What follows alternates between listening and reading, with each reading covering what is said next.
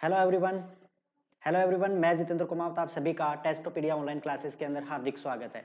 Friends, SSC के जो important MCQs थे, जो आपका अपकमिंग जैसे सीजीएल मेंस का अपन एग्जाम ले ले, सीजीएल प्री का एग्जाम ले ले, इसके अलावा दोस्तों और भी बहुत सारे कॉम्पिटिटिव एग्जाम्स आपके इन फ्यूचर के अंदर होने वाले हैं। तो उन्हीं एग्जाम्स को टारगेट करते हुए हम क्वेश्चनों के बहुत अच्छे लेवल के जो सेट हैं वो आपके लिए यहाँ पे हम प्रेजेंट कर रहे हैं। तो कोशिश कीजिएगा दोस्तों कि वीडियो को पूरा देखिए। सबसे पहले आपको करना क्या है, क्वेश्चनों को आप अपनी तरफ से सॉल्व आउट कीजिएगा और उसके बाद में जब आप पूरी तरह से सॉल्व आउट कर चुके हैं तो उसके बाद में सॉल्यूशन के ऊपर गौर कीजिएगा।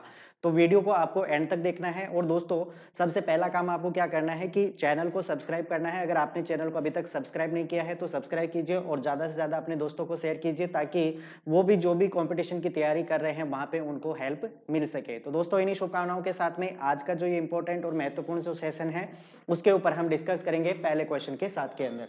तो देखिए, फर्स्ट क्वेश्चन आपके स्क्रीन के सामने कुछ इस प्रकार से है कि 300 ग्राम चीनी के घोल में 40% चीनी है, यानी कि 300 ग्राम एक कोई मिक्सचर है जिसके अंदर 40% जो क्वांटिटी है वो क्या है दोस्तों, शुगर है, चीनी है। इसमें कितनी चीनी और मिलाई जाए, मतलब इसमें मिलाया क्या जा रहा है, चीनी मिलाई जा रही है, ताकि नए घोल के अंदर चीनी कितना रह जाए दोस्तों, 50% रह जाए। ठीक है ना। तो यहाँ पे इस क्वेश्चन को दोस्तों हम सॉल्व करना शुरुआत करते हैं। तो देखिए, सबसे पहले हम इस क्वेश्चन का जो सबसे इफेक्टिव तरीका होने वाला है उसके ऊपर डिस्कस करेंगे, ताकि क्वेश्चन बिल्कुल विद इन सेकंड के अंदर और सबसे फास्ट तरीके से हो जाए समझते हुए। ठीक है। तो सबसे पहले अगर मैं बात करता हूं दोस्तों, यहाँ पे कितना दिया हुआ है, 40%।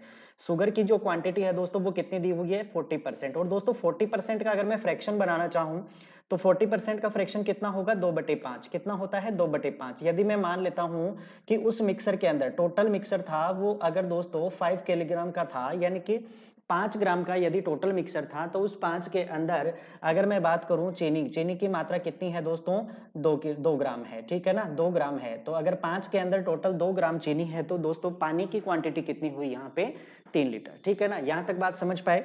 तो यहां से मैं ये कह सकता हूं कि जो आपके पास 3 ग्राम बचा वो 3 ग्राम दोस्तों क्या बचा, वाटर बचा। ठीक है ना, पहली बात समझ पाए। दूसरा दोस्तों, अगर हम फ्रैक्शन की बात करना चाहें तो यहाँ पे आपको फ्रैक्शन दी गई है 50%। कितनी दी गई है, 50%। और 50% का दोस्तों फ्रैक्शन कितना होता है, 1/2। कितना होता है, 1/2।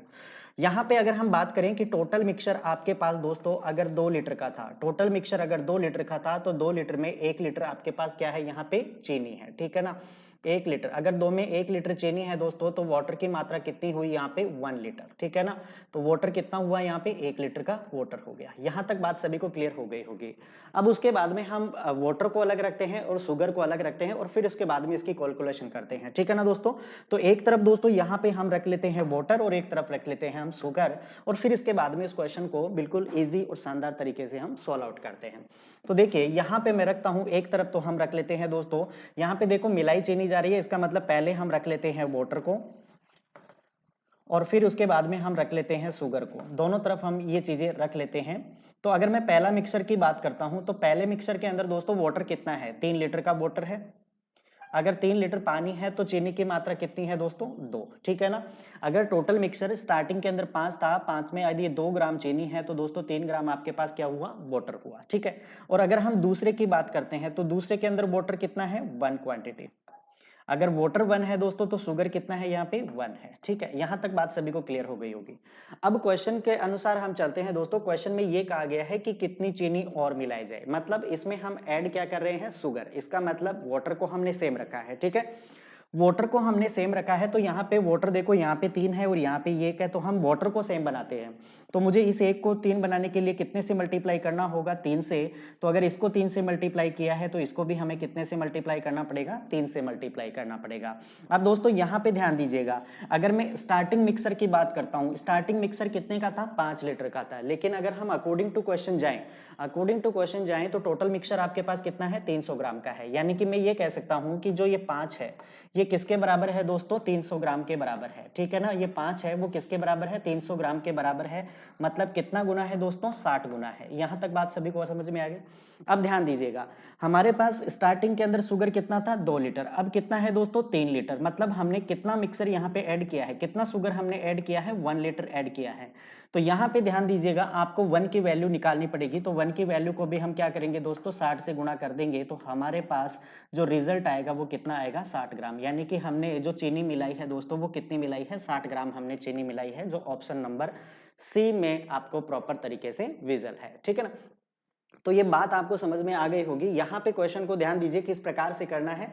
टोटल मिक्सर 5 था, 5 में से 2 अगर चीनी है तो 3 लीटर क्या हो जाएगा, वाटर हो जाएगा। और सेकंड मिक्सर अगर 2 लीटर का था तो 2 में से 1 आपके पास चीनी है तो 1 क्या हो जाएगा, वाटर हो जाएगा।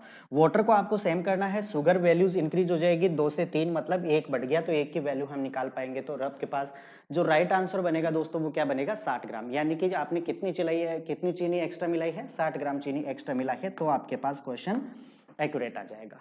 चलो अगले क्वेश्चन की पर बात करते हैं। ये हमारे पास एक सिंप्लीफिकेशन का क्वेश्चन है, सरलीकरण का क्वेश्चन है। अब इस सरलीकरण के क्वेश्चन को दोस्तों देखिए हम किस प्रकार से सॉल्व आउट करते हैं। तरीके यहाँ पे डिफरेंट डिफरेंट हो सकते हैं आपके, कि अकॉर्डिंग टू क्वेश्चन आपको कहा गया है कि अंडर रूट 144 144 का वर्गमूल आपको कितना गिवन है दोस्तों, 12 गिवन है। ये हमें ऑलरेडी गिवन है, ठीक है। और हमसे पूछा गया है, हमसे क्या पूछा गया है कि 0 पॉइंट, उसके बाद में ध्यान दीजिएगा 1 2 3 4 5, ठीक है, 1 2 3 4 5 और उसके बाद में 1 4 4, ठीक है। इसका तो क्या करना है हमें, अंडर रूट, और उसके बाद में हमें डिवाइड किससे करना है दोस्तों, 12 से हमें डिवाइड करना है, ऐसा हमें क्वेश्चन के अंदर पूछा गया है। अब ध्यान दीजिएगा दोस्तों, सबसे पहले जब भी इस प्रकार के क्वेश्चन आए तो आपको क्या करना है, पॉइंट जहां पे लगा हुआ है उस पॉइंट को आपको रिमूव करना है। तो अगर मैं पॉइंट को यहाँ पे रिमूव करता हूं तो आपके पास ऊपर क्या वैल्यू बचेगी, देखो 141, तो ऐसे कैसे बच जाएगा, ठीक है कि नहीं, बटा। अब ध्यान दीजिएगा आफ्टर डेसिमल कितने नंबर्स हैं आपके पास है, कितने डिजिट है, तो 1 2 3 4 5 6 7 8, मतलब कितने डिजिट है आपके पास, 8 डिजिट है। इसका मतलब 8 जीरो नीचे आएंगे तो मैं इसको लिख सकता हूँ 10 की पावर 8, ठीक है ना। और ये हो जाएगा इसका अंडर रूट, और नीचे आपके पास भाग देना पड़ेगा किससे, 12 से आपको क्या करना पड़ेगा, भाग देना पड़ेगा, ठीक है। यहां तक बात सभी को समझ में आ गई होगी। अब दोस्तों ध्यान दीजिएगा, अच्छा 144 का वर्गमूल की हम बात करें तो कितना होता है, 12। और अगर 10 की पावर 8 के वर्गमूल की बात करता हूं तो 10 की पावर 4, और नीचे आप डिवाइड कर दोगे किससे, 12 से, ठीक है ना। तो 12 से 12 कैंसिल हो जाएगा और आपके पास बचेगा 1 बटा 10 की पावर 4। 1 बटा 10 की पावर 4 को दोस्तों हम क्या लिख सकते हैं, 1 बटा 1 2 3 4, ऐसा हम लिख सकते हैं, ठीक है। तो आपको कितने अंक छोड़ के पॉइंट लगाना है ऊपर, यानी कि नीचे आपके पास 3 जीरो है तो ऊपर आपको 3 जीरो छोड़ के पॉइंट लगाना होगा। तो 1 2 और ये बच जाएगा 1, यानी कि 0.001 आपके इस क्वेश्चन का क्या बन जाएगा, आंसर बन जाएगा, ठीक है। 0.001 आपके इस क्वेश्चन का क्या बन जाएगा, राइट आंसर बन जाएगा। ये बात समझ पाए या नहीं समझ पाए। अच्छा दोस्तों ध्यान दीजिएगा, यहाँ पे हमने 10 की पावर 4 ली है तो इसका मतलब जीरो कितने आएंगे, 4 जीरो आएंगे, ठीक है ना। 10 की पावर 4, भाई टोटल 8 थे, 8 में से हमने 4 ले लिए, यानी कि अगर इस 10 की पावर 8 की बात करता हूं तो मैं यहाँ पे 1 2 3 4 5 6 7 8 हो जाएंगे, तो 8 में से 4 रिमूव हो जाएंगे तो आपके पास कितने जीरो बचने वाले हैं दोस्तों, 4 जीरो बचने वाले हैं। तो यहां से ध्यान दीजिएगा 0.001 आपके इस क्वेश्चन का क्या बनेगा, राइट आंसर बनेगा, ठीक है ना, जो ऑप्शन नंबर सी में आपको प्रॉपर तरीके से विजिबल है।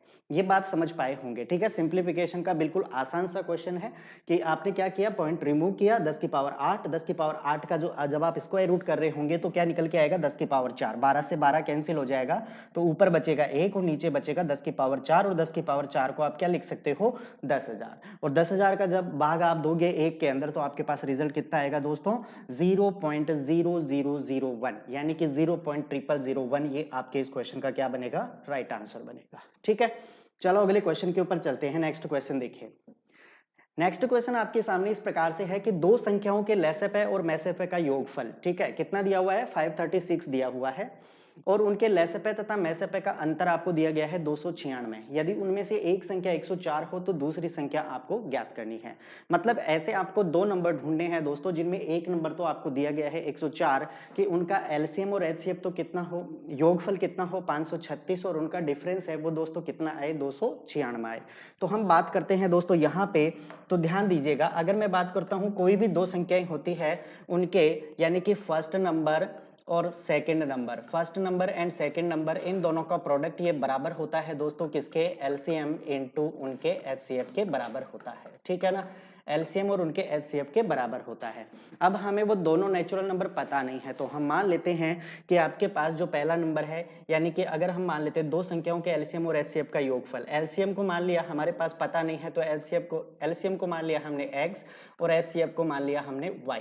तो अकॉर्डिंग टू क्वेश्चन अगर हम बात करते हैं तो ध्यान दीजिएगा x प्लस वाई, यानी कि एलसीएम और एचसीएफ का योग आपके पास कितना दिया हुआ है, 536, कितना दिया हुआ है, 536, क्लियर यहाँ तक बात। और उनके एलसीएम और एचसीएफ का डिफरेंस, मतलब एलसीएम को हमने x माना है, एचसीएफ को हमने y माना है, और इन दोनों का डिफरेंस दोस्तों कितना दिया हुआ है, 296 आपको गिवन है। अब अगर इस अकॉर्डिंग हम बात करते हैं दोस्तों, तो x और y की वैल्यूज हमें एजम्पशन करनी होगी ताकि हम एलसीएम और एचसीएफ की एक्यूरेट वैल्यू पता लगा पाए। तो ध्यान दीजिएगा, अगर मैं इन दोनों को जोड़ता हूं तो यहां से ध्यान दीजिएगा दोनों कैंसिल हो जाएंगे, x और x मिलके हो जाएगा 2x, ये बराबर हो जाएगा किसके दोस्तों, 6 और 6 12, और 9 और 1 10 और 3 13, और यहाँ पे 5 2 7 और 1 8। तो यहाँ से हमें खाली अगर x की वैल्यू चाहिए तो 832, 832 का मैं कर दूंगा आधा। तो आपके पास दोस्तों यहाँ पे एलसीएम कितना आ जाएगा, 2 चौके 8, 2 एकम 2, 2 छक्के 12, यानी कि आपके पास जो एलसीएम निकल के आ गया वो दोस्तों कितना निकल के आ गया, 416 वैल्यू निकल के आ गई। ठीक है, क्योंकि x हमने क्या माना था, एलसीएम, तो आपके पास एलसीएम कितना आ गया, 416 आ गया। अब हम बात कर लेते हैं एचसीएफ की। तो अगर मैं पहले क्वेश्चन के अंदर, पहले इक्वेशन के अंदर x की वैल्यू रख देता हूं तो मेरे पास y की वैल्यू निकल के आ जाएगी, यानी कि एचसीएफ निकल के आ जाएगा। ठीक है, तो अगर मैं बात करता हूं दोस्तों, हमारे पास जो इक्वेशन थी, हमारे पास जो इक्वेशन थी वो क्या थी कि x प्लस वाई ये किसके बराबर था, 536 के बराबर था। अब अगर x की वैल्यू मैंने यहाँ पे कैलकुलेट कर ली ऑलरेडी कि x की वैल्यू कितनी दी है, 416, तो इसकी जगह मैं यदि 416 रख देता हूं प्लस y, ये किसके बराबर हो जाएगा, 536 के। और अगर हमें y की वैल्यू चाहिए तो 536 में से हम क्या सब्ट्रैक्ट कर देंगे, 416, तो आपके पास जो रिजल्ट बनेगा y की वैल्यू वो क्या बन के आएगी, 6 में से 6 गया 0, 3 में से 1 गया 2, और 5 में से 4 गया 1, 120। यानी कि हमारे पास अगर हम बात करें तो एलसीएम कितना आया, 416, और एचसीएफ कितना निकल के आ गया, 210। अब हम बात करते हैं अकॉर्डिंग टू क्वेश्चन कि आपके पास फर्स्ट नंबर था इनटू सेकंड नंबर था, ये बराबर होगा दोस्तों किसके, उनके एलसीएम और उनके एचसीएफ के बराबर होगा। ठीक है, ये हमने अभी अभी जस्ट पढ़ा। अब ध्यान दीजिएगा, आपके पास कोई भी दो नंबर है, दो नंबर्स में से पहला नंबर आपको गिवन है यहाँ पे कितना, 104, तो हम इसकी जगह रख देते हैं 104 प्लस इनटू, हमें सेकंड नंबर फाइंड आउट करना है, ये हमें पता नहीं है, तो ये हमने सेकंड नंबर यहाँ पे एज इट लगा दिया, ये बराबर हो जाएगा दोस्तों एलसीएम। तो इन दो नंबर्स का एलसीएम हमारे पास कितना निकला, 416, कितना निकल के आया, 416, इनटू इनका एचसीएफ हमने अभी अभी कैलकुलेट किया कितना, 120। अब हमें केवल सेकंड नंबर चाहिए दोस्तों, तो सेकंड नंबर निकालने के लिए हमें क्या करना होगा कि 104 का भाग देना होगा, तो 416 इंटू 120 बटे 104।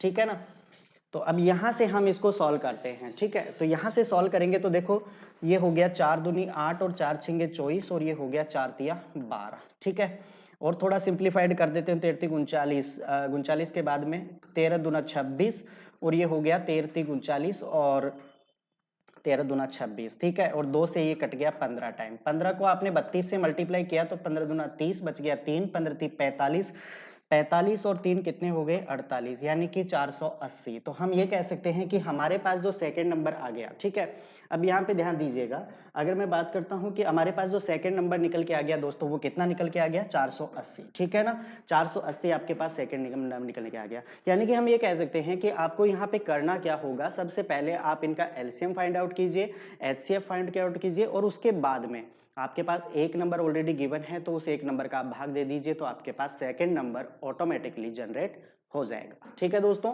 तो ये कुछ कैलकुलेशंस का पार्ट था, इतनी कैलकुलेशंस आपको करनी है। चलो अगले क्वेश्चन के ऊपर चलते हैं।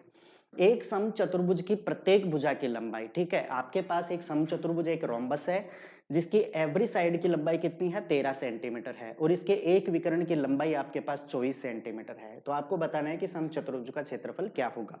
अच्छा दोस्तों, अगर मैं बात करता हूं कि area of rhombus, area of rhombus यानी कि समचतुर्भुज का जो क्षेत्रफल होता है दोस्तों, वो किसके बराबर होता है, 1/2 into first diagonal into second diagonal के बराबर होता है। ठीक है ना, अगर हम एक रोम्बस के एरिया की बात करते हैं तो एरिया किसके बराबर होता है, 1/2 into first diagonal into second diagonal के बराबर होता है। अब दोस्तों सबसे पहले हमें करना क्या हो, सबसे पहले हमें एक रोम्बस बनाना होगा, फिर उसके बाद में इसके हमें क्या निकालने पड़ेंगे, दोनों के दोनों डायगोनल्स हमें निकालने होंगे। तो देखो हम यहाँ पे ड्रॉ करते हैं। ठीक है, एक रोम्बस ड्रॉ करते हैं और फिर इसके बाद में मैं आपको पूरा एक्सप्लेन करता हूं इस चीज के बारे में कि किस किस प्रकार से इस क्वेश्चन को हम यहाँ पे सॉल्व आउट कर सकते हैं। तो ध्यान दीजिएगा, अगर यहाँ पे हम एक रोम्बस बना लेते हैं, ठीक है ना दोस्तों, एक रोम्बस ये मैं ड्रॉ कर देता हूं यहाँ पे, ये हमने रोम्बस बना दिया। ठीक है, अब गौर कीजिएगा, यहाँ पे मैं इनको कोई नाम शो कर देता हूं ताकि आपको समझने में थोड़ी आसानी हो जाए। ये ए पॉइंट है, ये बी पॉइंट है, ये सी पॉइंट है और ये डी पॉइंट है। हम जानते हैं दोस्तों कि जो रोम्बस होता है इसके दोनों डायगोनल्स आपस में क्या होते हैं, बराबर होते हैं, ठीक है ना।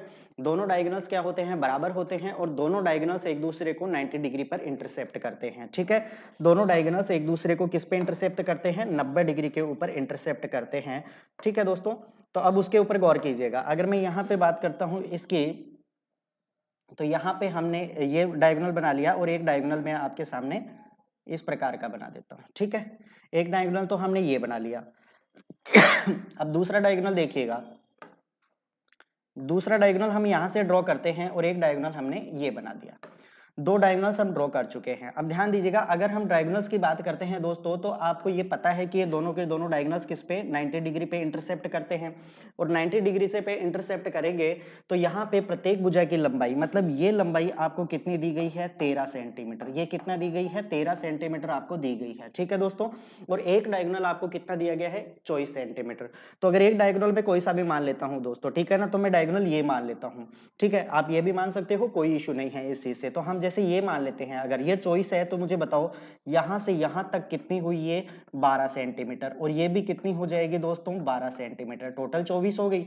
तो अब ध्यान दीजिएगा, अगर मैं केवल इस ट्रायंगल की बात करता हूं, केवल इस ट्रायंगल की बात करता हूं, तो यहां पे ध्यान दीजिएगा 90 डिग्री के सामने क्या होता है, 90 डिग्री के सामने होता है कर्ण, जिसको हम कहते हैं हाइपोटेनस। ये क्या हो गया, बेस। हमें क्या चाहिए, परपेंडिकुलर। अगर मुझे ये मेजरमेंट पता चल जाए तो मैं इसका डबल करके सेकंड डायगोनल इजी वे के अंदर निकाल सकता हूं। तो दोस्तों अगर मैं इसको ओ नाम दे देता हूं, तो हमें चाहिए एओ, हमें चाहिए एओ। तो एओ किसके बराबर होगा दोस्तों, हमें क्या चाहिए, परपेंडिकुलर, मतलब परपेंडिकुलर चाहिए। तो परपेंडिकुलर की वैल्यू किसके बराबर होती है दोस्तों, हाइपोटेनस का स्क्वायर माइनस क्या होगा, बेस का स्क्वायर, ठीक है। और इन दोनों को क्या कर देना है, अंडर रूट कर देना है, ठीक है। तो ध्यान दीजिएगा, हाइपोटेनस कितना है, 13, 13 का स्क्वायर कितना होता है, 169 और बेस कितना है आपके पास, 12, 12 का स्क्वायर कितना होता है दोस्तों, 144। तो 169 में से 144 को आपने सब्ट्रैक्ट किया तो आपके पास कितना आया, 25 और 25 का वर्गमूल दोस्तों कितना होता है, 5। यानी कि हम ये कह सकते हैं कि हमारे पास एओ की मेजरमेंट कितनी आई, 5 निकल के आ गई। और अगर 5 का मैं डबल कर दूं दोस्तों, तो ये आपके पास 5 आ गया, ये आपके पास 5 आ गया, तो टोटल कितना हो गया, 10 हो गया। यानी कि हम ये कह सकते हैं कि जो हमारे पास ये रोम्बस है, इस रोम्बस का जो हमारे पास फर्स्ट डायगोनल है वो तो कितना है, 24। और अगर सेकंड डायगोनल की बात करूं तो सेकंड डायगोनल टोटल कितना हो गया, 5 और 5 टोटल कितना हो गया, 10। यानी कि हम यहाँ पे अगर सिंप्लीफाइड करना चाहे तो हमारे पास फर्स्ट डायगोनल की वैल्यू कितनी है, 24 सेंटीमीटर, ठीक है ना। और अगर मैं सेकंड डायगोनल की बात करूं तो ये कितना हो गया दोस्तों, आपके पास 10 सेंटीमीटर, ठीक है। और हमें चाहिए एरिया, हमें चाहिए एरिया। तो एरिया बराबर क्या होता है, 1/2 into first diagonal into second diagonal, ठीक है। तो 1/2 इंटू फर्स्ट डायगोनल की वैल्यू कितनी है, 24 इंटू सेकंड डायगोनल की वैल्यू कितनी है, 10, ठीक है। 2 से ये कट गया 5 और चौही पंजे कितने होते हैं, 120। यानी कि आपके पास जो एरिया निकल के आ गया वो कितना निकल के आ गया दोस्तों, 120 वर्ग सेंटीमीटर, मीटर, जो भी आपके पास यूनिट है उसके अंदर आपके आंसर आ जाएंगे, ठीक है। तो 120 इस क्वेश्चन का क्या हो जाएगा, राइट आंसर हो जाएगा। आई होप दैट आप इस क्वेश्चन को समझ पाए होंगे, रोम्बस की जो पूरी प्रॉपर्टी है उसको आप समझ पाए होंगे। दोनों डायगोनल एक दूसरे को 90 डिग्री पर इंटरसेप्ट करते हैं, ये बात आपको पता होनी चाहिए। और जो एरिया निकालने का फॉर्मूला होता है 1/2 into first diagonal into second diagonal, ये इसका एरिया निकालने का फॉर्मूला होता है, ठीक है दोस्तों। तो चलो अगले क्वेश्चन के ऊपर। अगला क्वेश्चन आपको एक पाई चार्ट से रिलेटेड दिया हुआ है, ठीक है। पाई चार्ट क्या कहती है, ध्यान दीजिएगा, निम्नलिखित तालिका का अध्ययन करें और नीचे दिए गए प्रश्नों के आपको क्या देने हैं, उत्तर देने हैं।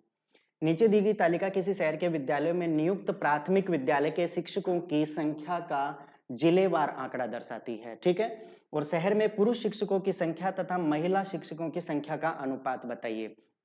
मेल टीचर यानी कि पुरुष जो अध्यापक हैं और जो फीमेल टीचर्स हैं, इनके आपको क्या बताना है, यहाँ पे टोटल बताना है कि what is the ratio between male teacher and female teacher. यानी कि पुरुष जो अध्यापक है और जो महिला अध्यापिकाएं हैं उनके संख्या का अनुपात आपको कैलकुलेट करना है। तो देखो, ईस्ट के अंदर मेल इतने हैं, फीमेल इतनी है, नॉर्थ के अंदर इतने हैं, इतने हैं, वेस्ट के अंदर मेल इतने हैं, फीमेल इतने हैं। तो आपको क्या करना है, यानी कि जो भी मेल हैं उनको वन साइड में ऐड कर लीजिए और जितनी भी फीमेल्स हैं उनको वन साइड के अंदर ऐड करके आप इनका टोटल रेशियो कैलकुलेट कर दीजिए, तो वो आपका आंसर हो जाएगा। चलो दोस्तों शुरुआत करते हैं इस क्वेश्चन की। तो एक तरफ में रखता हूं मेल टीचर, मेल टीचर, तो अगर हम बात करते हैं टोटल मेल टीचर कितने हुए दोस्तों, तो यहाँ पे हम सभी को क्या करेंगे, ऐड करना शुरुआत करेंगे। ठीक है, मेल टीचर कितने हैं, 1650 और 1075। ठीक है, 1650 तो हम यहाँ पे रखते हैं, प्लस 1075 हम यहाँ पे रख देते हैं। उसके बाद में चलते हैं, ठीक है, 1280 और 1170। ठीक है, प्लस 1280 और प्लस 1170। और उसके बाद में अगर हम लास्ट डेटा की बात करें तो आपके पास कितना है, 690। ठीक है, लास्ट डेटा कितना है, 690 है। ठीक है, यहां तक बात ये हो गई टोटल हमारे पास मेल टीचर्स। अब इन सभी को जोड़ लेते हैं हम, तो ध्यान दीजिएगा यहाँ पे 5 और ये तो हो गया टोटल 5। ठीक है, यहाँ पे देखेंगे तो 9 और 7 16, 16 और 8 कितने होते हैं, 24, 24 और 7 कितने होते हैं, 31, 31 और 5 कितने होते हैं, 36। यहाँ पे बच गया 6, बच गया कितना, 3, 6 और 3 9, 9 और 1 10, 10 और 2 12, 12 और 6 कितने होते हैं, 18, बच गया कितना, 1, 1 और 1 2, 2 और 1 3, 3 और 1 4, 4 और 1 5, 5865। ये तो हो गए हमारे पास total number of male teacher. ठीक है, total number of male teacher कितने हो गए, 5865। अगर हम बात करते हैं total number of female teachers की बात कर लेते हैं। ठीक है, तो टोटल नंबर ऑफ फीमेल अगर हम टीचर्स की बात करते हैं तो फीमेल टीचर्स, फीमेल टीचर्स की बात कर लेते हैं हम, तो total number of female teachers कितनी होंगी, तो यहाँ पे फिर से हमें ऐड करना होगा दोस्तों। ठीक है, ये आप वन लाइनर कर सकते हो, आप क्वेश्चन को यहाँ पे देख करके भी इस क्वेश्चन को सॉल्व आउट कर सकते हो आराम से, आपका आंसर बिल्कुल यही आने वाला है। ठीक है, तो कितने हैं, 2375 यानी कि 2375। तो मैं एक एक डाटा को यहाँ पे लिख रहा हूँ, फिर इसके बाद में हम सभी को जोड़ लेंगे, तो ये कितना हो गया, 2375 प्लस उसके बाद में क्या लिखेंगे हम, इसके बाद में अगर मैं बात करता हूँ तो 2651 और 1520। ठीक है, 2651 प्लस 1520।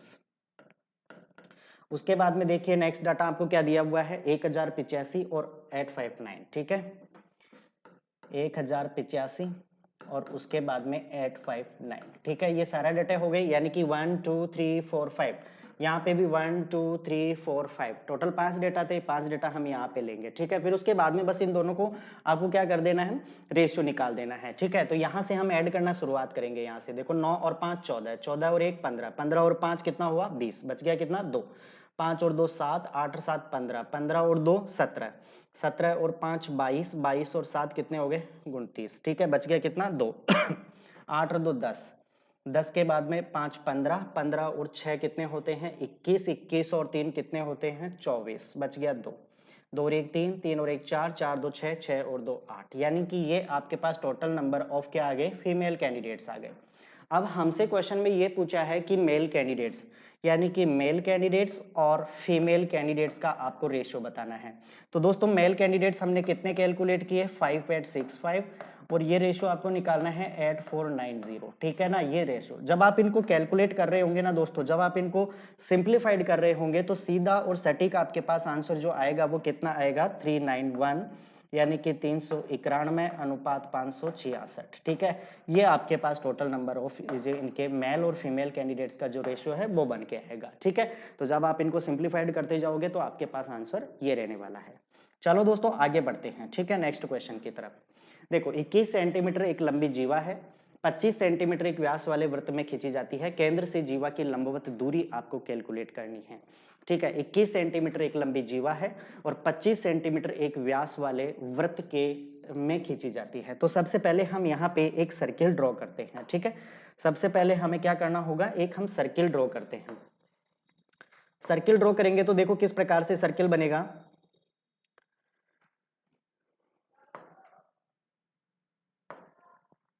ठीक है, सबसे पहले हम एक सर्किल का निर्माण करते हैं और फिर उसके बाद में हम इस क्वेश्चन को सॉल्व आउट करेंगे। ठीक है ना, तो दोस्तों ये हमारे पास एक सर्किल बन गया है। ठीक है, ये हमने एक सर्किल ड्रॉ कर लिया है।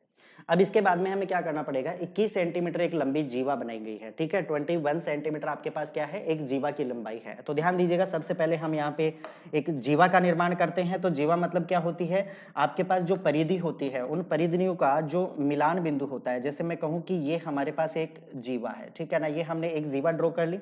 अब जीवा ड्रॉ करने के बाद में ये 21 सेंटीमीटर की लंबी जीवा है, और 25 सेंटीमीटर व्यास। अगर आपके पास टोटल डायमीटर 25 सेंटीमीटर का है दोस्तों, तो रेडियस क्या होती है, डायमीटर का जस्ट हाफ होता है, यानी कि जो रेडियस होगी वो कितनी हो जाएगी 25/2। तो यहाँ से हम एक यानी कि जिसको बोलते हैं कि रेडियस ड्रॉ करते हैं दोस्तों। तो अगर ये सेंटर पॉइंट है, अगर ये सेंटर पॉइंट है, तो सेंटर पॉइंट से अगर मैं इस पॉइंट को मिला दूंगा तो ये मेरे पास क्या बन जाएगी, रेडियस बन जाएगी, ठीक है ना। ये मेरे पास क्या बन जाएगी, रेडियस बन जाएगी। क्लियर है यहाँ तक बात सभी को। तो अगर ये यहाँ से O पॉइंट है हमारे पास, और ये हमारे पास A पॉइंट है, और ये हमारे पास B पॉइंट है दोस्तों, तो मुझे एक चीज बताओ, ये रेडियस थी, टोटल डायमीटर अपने पास कितना था 25, तो यहाँ पे आपके पास ये रेडियस है, ये कितनी हो जाएगी 25/2, कितनी हो जाएगी 25/2। और दोस्तों ध्यान दीजिएगा, जब मैं यहाँ पे केंद्र को, अगर मैं सेंटर पॉइंट से अगर मैं जीवा पर एक परपेंडिकुलर लंब ड्रॉ करता हूँ, ठीक है ना, तो ध्यान दीजिएगा ये जो लंब होता है ये क्या करता है, इस जीवा को सेम इक्वल 2 पार्ट्स के अंदर डिवाइड करता है, मतलब समद्विभाजित करता है। तो अगर टोटल डिस्टेंस हमारे पास 21 है, तो मुझे बताओ ये डिस्टेंस कितनी होगी, 21/2, कितनी हो जाएगी 21/2 सेंटीमीटर, यहां तक की माप हो जाएगी। अब हमें क्या चाहिए, यानी कि उस जीवा की केंद्र से सीधी दूरी, यानी कि हमें कुल मिला के इसका मान चाहिएगा। अब दोस्तों एक चीज मुझे बताओ, अगर ये 90 डिग्री है तो ये हमारे पास क्या बना, एक समकोण त्रिभुज बना, और समकोण त्रिभुज में 90 डिग्री के सामने क्या होता है, आपके पास हाइपोटेनस होता है, और ये बेस है, तो इसका मतलब आपको क्या निकालना है, परपेंडिकुलर निकालना है। बस यही इस क्वेश्चन के अंदर कहा गया है। तो देखिए हम यहाँ पे सॉल्व करते हैं इस क्वेश्चन को। तो हमें क्या निकालना है दोस्तों, यहां से अगर मैं इसको नाम दे देता हूं AOM, तो हमें OM की डिस्टेंस निकालनी है कुल मिला के। तो OM यानी कि हमें निकालना है परपेंडिकुलर, तो परपेंडिकुलर किसके बराबर होगा, हाइपोटेनस का स्क्वायर, ठीक है ना, हाइपोटेनस का स्क्वायर, इसमें से हम क्या कर देंगे दोस्तों, बेस का स्क्वायर घटा देंगे, ठीक है ना, बेस का स्क्वायर का हम क्या कर देंगे, रूट करके यहाँ पे सब्ट्रैक्ट कर देंगे। तो ध्यान दीजिएगा, हाइपोटेनस, हाइपोटेनस आपके पास कितना है दोस्तों 25/2, तो 25/2 का हम स्क्वायर करेंगे, और फिर उसके बाद में इसमें से हम घटा देंगे कितना, 21/2 का स्क्वायर, ठीक है ना, और फिर जो भी आता है उसका हम क्या कर देंगे, अंडर रूट कर देंगे। तो ध्यान दीजिएगा यहाँ पे 25 का स्क्वायर कितना होता है 625, 625 बटे कितने होते हैं 4, माइनस 21 का स्क्वायर कितना होता है 441, और यहाँ पे 2 दूनी 4। तो यहाँ से जब हम इसको सब्ट्रैक्ट कर रहे होंगे दोस्तों, तो 5 में से 1 घटाएंगे 4, 12 में से 4 घटाएंगे 8, बटे कितने निकल के आ जाएगा आपके पास, ठीक है। यहाँ पे ध्यान दीजिएगा 441 हो गया, तो 5 में से 1 घटाया 4, 12 में से 4 घटाया 5 में से 4 गया 1, तो यहाँ पे कितना बचा 4, इसका हम क्या कर देंगे, अंडर रूट कर देंगे। तो यहाँ से जब हम इसको सॉल्व करेंगे तो 4 चौके कितने होते हैं 16, ठीक है ना, बच गया कितना 2, 4 छिंगे 24, यानी कि हमारे पास जो वैल्यू निकल के आई दोस्तों, वो कितने निकल के आ गई, √46। जो हमारे पास वैल्यू निकल के आ गई है वो क्या निकल के आ गई है, √46, यानी कि हम ये कह सकते हैं कि जो हमारे पास जो ये सर्किल था, इस सर्किल का सेंटर पॉइंट से अगर हम उसके जीवा तक की जो डिस्टेंस या मेजरमेंट लें, वो कितनी हो जाएगी आपके पास, √46, जो आपके ऑप्शन नंबर सी के अंदर प्रॉपर तरीके से गिवन है, ठीक है। चलो अगले क्वेश्चन के ऊपर बात करते हैं। नेक्स्ट क्वेश्चन देखिए, नेक्स्ट क्वेश्चन देखिए कि अंकित मूल्य पर 21% छूट देकर एक पुस्तक बेचने पर एक दुकानदार को 21% का प्रॉफिट होता है। आपको निकालना है पुस्तक के विक्रय क्रय मूल्य और सेलिंग प्राइस, यानी कि कॉस्ट प्राइस और सेलिंग प्राइस का आपको क्या निकालना है, रेशियो निकालना है। अब ध्यान दीजिएगा यहाँ पे अगर हम बात करते हैं एमआरपी, तो एमआरपी का किसी भी प्रकार से कोई इशू नहीं है, क्योंकि क्वेश्चन एकदम शॉर्ट तरीके से हो सकता है। देखिए क्वेश्चन में क्या कहा गया है। अगर मैं फर्स्ट आपके पास डेटा लेता हूँ, ठीक है, फर्स्ट डेटा अगर मैं लेता हूँ 21% का डिस्काउंट, 21% का डिस्काउंट, तो अगर दोस्तों 21% के डिस्काउंट की बात करते हैं तो इसकी फ्रैक्शन कितनी होगी, 21/100 हो जाएगा, ठीक है कि नहीं। अगर मैं मान लूं कि 100 रुपए हमारे पास एमआरपी था, अगर 100 रुपए आपके पास एमआरपी था, तो 21 रुपए डिस्काउंट दिया जा रहा है, मतलब छूट दी जा रही है, तो आपके पास सेलिंग प्राइस कितना होगा दोस्तों, सेलिंग प्राइस की वैल्यू कितनी हो जाएगी। तो यहां से जब मैं कैलकुलेट करूंगा तो 10 में से 1 गया 9 और 9 में से 2 गया 7, यानी कि 79 रुपीज आपके पास क्या हो जाएगा, सेलिंग प्राइस हो जाएगा। अच्छा आगे अगर मैं बात करता हूँ 21% का प्रॉफिट होता है, सेकंड अगर मैं परसेंटेज लेता हूँ यहाँ पे 21%, तो यहाँ पे क्या हो जाएगा दोस्तों, इसको हम क्या कह सकते हैं 21/100, ठीक है ना। यानी कि अगर हम कॉस्ट प्राइस 100 मान के चलते हैं तो 21 यानी 21 रुपए का प्रॉफिट हो जाएगा, तो हम ये कह सकते हैं कि आपके पास सेलिंग प्राइस कितना बना दोस्तों 121 रुपए, ठीक है। ये दो चीजें आपको समझ में आ गई होंगी। अब हम आगे बात करते हैं, हमें पूछा गया है, अब ध्यान दीजिएगा यहाँ पे हमने क्या क्या चीजें कैलकुलेट कर ली, कॉस्ट प्राइस ले लिया, एमआरपी ले लिया, सेलिंग प्राइस ले लिया। तो अगर मैं पहली चीज के अंदर यहाँ पे क्या लेता हूँ दोस्तों, कॉस्ट प्राइस ले लेते हैं, ठीक है ना। यहाँ पे हम अगर कॉस्ट प्राइस ले लें, एक तरफ हम एमआरपी ले लें और एक तरफ हम सेलिंग प्राइस ले लें, अगर मैं ये तीन चीजें यहाँ पे पुट करता हूँ तो कॉस्ट प्राइस कितना कितना लिया है हमने 100। एमआरपी कितना लिया है यहाँ पे, अगर मैं यहाँ इस डेटा की बात करता हूँ तो यहाँ पे सेलिंग प्राइस कितना है 121, ठीक है ना, ये बात सभी को क्लियर हो गई। 121 रुपए हमारे पास क्या है सेलिंग प्राइस है। फिर सेकंड डेटा की अगर मैं बात करता हूँ, सेकंड डेटा के अंदर हमारे पास एमआरपी कितना है 100 और यहाँ पे सेलिंग प्राइस कितना है 79 है, ठीक है ना। अब ध्यान दीजिएगा दोस्तों, यहाँ पे सिर्फ देखो ये तो कैलकुलेशन करना है और कंफ्यूजन क्रिएट करने के लिए इतना डेटा आपको दिया गया है। हमें तो मतलब सिर्फ एक ही चीज से है कि कॉस्ट प्राइस और सेलिंग प्राइस का रेशियो क्या होगा, बस इतना सा आपसे क्वेश्चन के अंदर पूछा गया है। तो ध्यान दीजिएगा, अगर मैं यहाँ पे इन तीनों का रेशियो कैलकुलेट कर लेता हूँ, ठीक है, अगर मैं इन तीनों का रेशियो आपके पास कैलकुलेट कर लेता हूँ तो हमारे पास आंसर क्या बन जाएगा। तो आंसर क्या बनेगा, तो उसके लिए ध्यान दीजिएगा, हमने एक चीज पढ़ी थी जब हम रेशियो और प्रपोर्शन का चैप्टर पढ़ रहे थे, तो वहां पे अगर मैं कॉस्ट प्राइस को 100 ले लेता हूं, ठीक है, कॉस्ट प्राइस 100 ले लेता हूं, सेलिंग प्राइस में 121 ले लेता हूं और उसके बाद में सेलिंग प्राइस में 79 ले लेता हूं और उसके बाद में एमआरपी में यदि कितना ले लेता हूं 100 ले लेता हूं, ठीक है। तो ध्यान दीजिएगा, यहाँ पे ये तो हो गया हमारे पास कॉस्ट प्राइस, ये हो गया सेलिंग प्राइस और ये हो गया हमारे पास क्या एमआरपी। तो हमें एमआरपी से कोई मतलब नहीं है, हमें केवल काम इन दोनों से है। तो मैं क्या करूंगा, इसको इससे मल्टीप्लाई करूंगा और इसको इससे मल्टीप्लाई करूंगा, ठीक है ना। दोनों को मैं इसी प्रकार से मल्टीप्लाई करूंगा, यानी कि 79 को मैं 100 से मल्टीप्लाई करूंगा तो मेरे पास क्या निकल के आएगा कॉस्ट प्राइस। और दोस्तों 79 को यदि मैं 121 से मल्टीप्लाई करूंगा तो मेरे पास क्या निकल के आएगा सेलिंग प्राइस। तो 79 से तो 79 क्रॉस हो जाएगा, ठीक है ना। तो आपके पास बचा क्या, आपके पास क्या बचा 100 अनुपात 121, यानी कि हम ये कह सकते हैं कि जो हमारा कॉस्ट प्राइस था और जो सेलिंग प्राइस था इन दोनों का रेशियो कितना निकल के आ गया 100 अनुपात 121। ये आपके इस क्वेश्चन का क्या बन जाएगा आंसर बन जाएगा, ठीक है। यहाँ पे एमआरपी से कोई मतलब नहीं है क्योंकि आपको जो रेशियो पूछा गया है वो सिर्फ और सिर्फ पूछा गया है कॉस्ट प्राइस और सेलिंग प्राइस के बीच में, ठीक है दोस्तों। चलो अगले क्वेश्चन की ओर। नेक्स्ट क्वेश्चन देखिए, आपके पास एक ज्योमेट्री का क्वेश्चन है जहां पे कहा गया है कि माना कि त्रिभुज एबीसी समरूप है त्रिभुज पीक्यूआर के, ठीक है। एबीसी और पीक्यूआर दो त्रिभुज हैं, दोनों के दोनों एक दूसरे से समरूप हैं। दोस्तों समरूप होने का मतलब क्या है कि जो पहला जो ट्रायंगल है वो दूसरा ट्रायंगल क्या करता है, पहले वाले ट्रायंगल को पूरी तरह से क्या कर लेता है, ढक लेता है, ठीक है ना। यानी कि उसकी भुजाएं उसके कोण सारे के सारे क्या हैं, बराबर हैं। तो आपको कहा गया है area of triangle ABC divided by area of triangle PQR, ये बराबर है 144 बटे 149 के, सॉरी 49 के। तो और एबी बीसी की वैल्यू और एसी की वैल्यू आपको दी गई है और पीआर का मान आपसे पूछा गया है। अब दोस्तों हम इस क्वेश्चन को बनाते हैं, ठीक है। तो सबसे पहले हमें दो ट्रायंगल बनाने होंगे यहाँ पे कितने ट्रायंगल बनाने होंगे दोस्तों, हमें दो ट्रायंगल्स यहाँ पे बनाने होंगे, ठीक है। तो दोनों ट्रायंगल्स हम यहाँ पे बना लेते हैं। तो ध्यान दीजिएगा, अगर एक ट्रायंगल हमारे पास ये है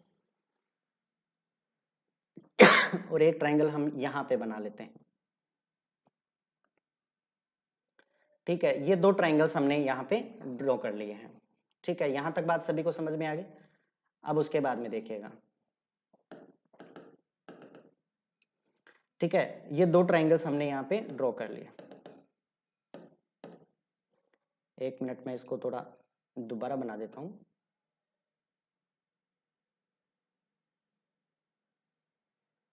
ठीक है, चलो कोई दिक्कत नहीं है, हम इसको यहीं पे सॉल्व आउट करते हैं, ठीक है भाई। देखिए ये आपके पास दो ट्रायंगल जो हमने बनाए हैं, ठीक है, ये जो दो ट्रायंगल्स हमने बनाए हैं इनके ऊपर हम काम कर लेते हैं थोड़ा बहुत, ठीक है। तो ध्यान दीजिएगा, अगर मेरे पास ये दो त्रिभुज आपके पास दिए हुए हैं, एक दिया हुआ है ए, एक दिया हुआ है बी, एक दिया हुआ है सी और दूसरा दिया हुआ है पी, ये दिया हुआ है क्यू और ये दिया हुआ है आर, यानी कि हमारे पास ऐसे दो डायग्राम्स हैं। अब ध्यान दीजिएगा दोनों एक दूसरे के समरूप है, मतलब ये दूसरे वाला है वो पहले वाला को, या पहले वाला दूसरे वाले को पूरी पूरी तरह से क्या कर लेता है, इन्वेलप कर लेता है, मतलब उसको ढक लेता है। अब ध्यान दीजिएगा, इसका एरिया आपको कितना दिया हुआ है 144 दिया हुआ है और इसका एरिया आपको कितना दिया हुआ है 49 दिया हुआ है। साथ ही क्वेश्चन में एक शर्त और दे दी आपको कि ए बी बराबर कितना है 12, ये 12 सेंटीमीटर दिया हुआ है और BC आपको कितना दिया हुआ है 7 सेंटीमीटर दिया हुआ है और AC की वैल्यू आपको 9 दी हुई है। और क्वेश्चन में पूछा गया है कि PR का मान ज्ञात कीजिए, मतलब ये वैल्यू हमसे पूछी गई है। अब ध्यान दीजिएगा दोस्तों, दो चीजों को थोड़ा ढंग से पढ़ना है आपको कि area of triangle ABC is divided by triangle PQR, ये बराबर है दोस्तों किसके 144/49 के। तो अब ध्यान दीजिएगा यहाँ पे कौन कौन सी जो हमारे पास साइड्स हैं वो क्या होंगी, सिमिलर होंगी, ठीक है। तो ध्यान दीजिएगा ए बी किसके बराबर होगा, पी क्यू के बराबर होगा, ठीक है। ए बी किसके बराबर होगा, पी क्यू के बराबर होगा। बी सी किसके बराबर होगा दोस्तों, क्यू आर के बराबर होगा। तो मैं ये कहूं कि यहाँ पे हमसे क्या पूछा गया है, पी आर, यानी कि पी आर पूछा गया है। तो मतलब पी आर किसके बराबर होगा, तो ध्यान दीजिएगा पी आर ये दोनों किसके बराबर होंगे, ए और सी के बराबर होंगे। ए सी की वैल्यू कितनी है, 9। मतलब हम ये कह सकते हैं कि ए सी भुजा है और जो पी आर भुजा है, इन दोनों का जो रेशियो है दोस्तों वो क्या होगा, बराबर होगा, इक्वल होगा, ठीक है। तो हम यहाँ पे ये कह सकते हैं इसके अंदर कि साइड ए सी अपॉन साइड पी आर, इन दोनों का रेशियो क्या होगा दोस्तों, बराबर होगा। और अगर मैं यहाँ पे बात करता हूं कि इसका स्क्वायर और इसका स्क्वायर, ये किसके बराबर होगा दोस्तों, 144 अपॉन 49 के बराबर होगा। मतलब जो इनका क्षेत्रफल होता है, साइड का स्क्वायर उनके एरिया के क्या होता है, बराबर होता है। अब ध्यान दीजिएगा, हमें AC की वैल्यू क्वेश्चन में कितनी दी हुई है, 9 सेंटीमीटर। कितनी दी हुई है, 9 सेंटीमीटर। तो 9 का हम स्क्वायर करेंगे बटा यहाँ पे हमें क्या निकालना है, PR का स्क्वायर, ये बराबर होगा किसके, 49 के, ठीक है। 144 अपॉन क्या हो जाएगा, 49। अच्छा दोस्तों, यहाँ पे हम एक काम करते हैं, अगर यहाँ पे हम स्क्वायर को रिमूव करते हैं, स्क्वायर को रिमूव करते हैं दोस्तों, तो ये क्या हो जाएगा, 9 अपॉन पी आर, ये बराबर हो जाएगा, स्क्वायर हटेगा तो इधर क्या बन के आएगा, रूट निकल के आएगा, 144 अपॉन 49। तो हम इसको लिख सकते हैं 9 बटा पी आर, ये किसके बराबर होगा, 12/7 के बराबर होगा। तो 3 तिया 9 और 3 चौके 12, यानी कि हम ये कह सकते हैं कि जो पी आर का मान हमारे पास निकल के आ गया वो कितना निकल के आ गया, 21/4। कितना, 21/4।